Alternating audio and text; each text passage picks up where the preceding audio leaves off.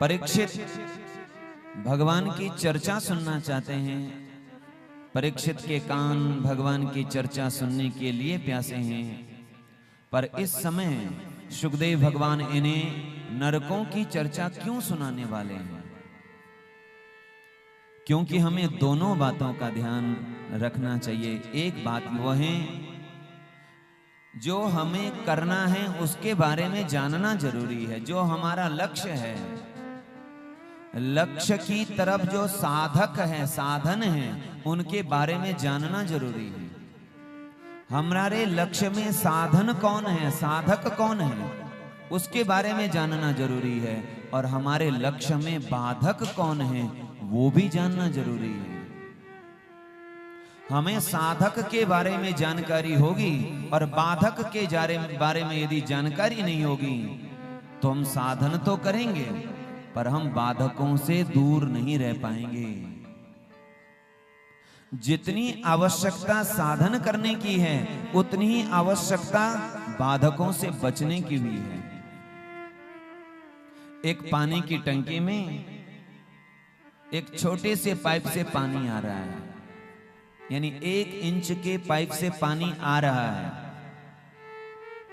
वह टंकी भर रही है, लेकिन किसी ने 4 इंच का पाइप उसे लगा दिया पानी को बाहर निकालने के लिए, तो क्या पानी में और टंकी में पानी बचेगा? नहीं, क्योंकि पानी आ थोड़ा रहा है और जा ज्यादा रहा है। वैसे ही साधन भजन उपासन से हम आध्यात्मिक संपत्ति कमा तो थोड़ी रहे हैं, पर लापरवाही से, अपने आलस्य से, प्रमाद से हम लोग गंवा ज्यादा रहे हैं। इसीलिए पैसा कितना कमा रहे हैं ये तो बात है, पर हम पैसे का उपयोग कैसे कर रहे हैं ये भी जानना जरूरी है। कोई व्यक्ति 1 महीने के लाखों रुपए कमाता है, वो अपने पैसों का सदुपयोग ना करके दुरुपयोग करता है, उसके पास कुछ नहीं होते। 1 तारीख को उसके हाथ में 1 लाख रुपए होते हैं और 15 तारीख तक वो बराबर हो जाता है। 15 तारीख के बाद फिर इधर उधर मांगता फिरता है, मुझे पैसे दे दो, मुझे पैसे दे दो। एक व्यक्ति को महीने के 50,000 रुपए मिलते हैं, वो अपने पैसे का सदुपयोग करता है और 1 तारीख तक भी वह, दूसरी 1 तारीख तक भी वह अपना पूरा पैसा खर्च नहीं कर पाता, उसमें भी वह बचाता है। क्यों?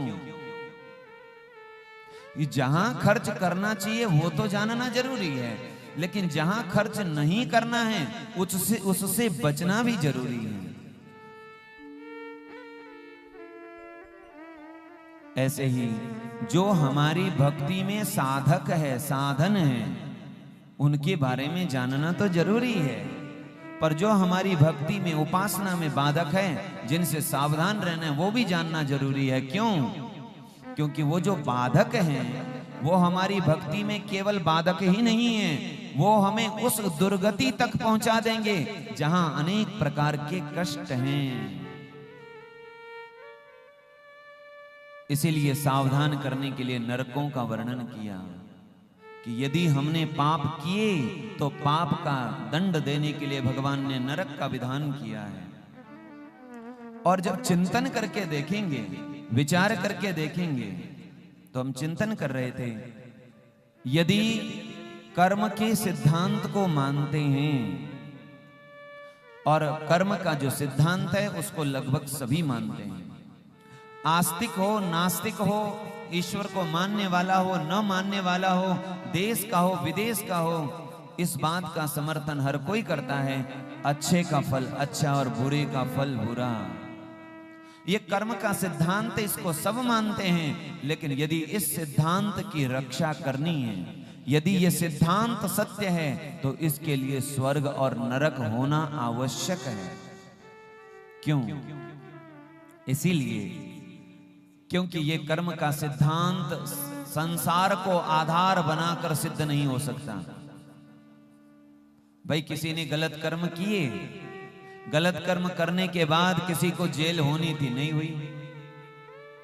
उसने कुछ आपस में समझौता कर लिया, न्यायालय में समझौता कर लिया, थाने में समझौता कर लिया, बाहर समझौता कर लिया, साक्षी को समझौता कर लिया तो क्या हुआ? उसने बुरा कर्म किया पर उसको फल मिला नहीं। एक व्यक्ति ने बुरा कर्म नहीं किया, उसको फंसाया गया, उसको दंड मिला। अब बताओ इससे कर्म का सिद्धांत कैसे चलेगा? मानना पड़ेगा। यहां तो कर्म का सिद्धांत का पूरा पूरा पालन नहीं हो सकता है।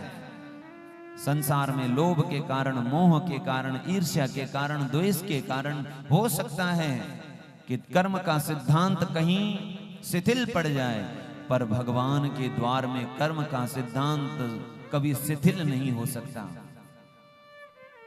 वहां तो कर्मों का फल मिलेगा ही।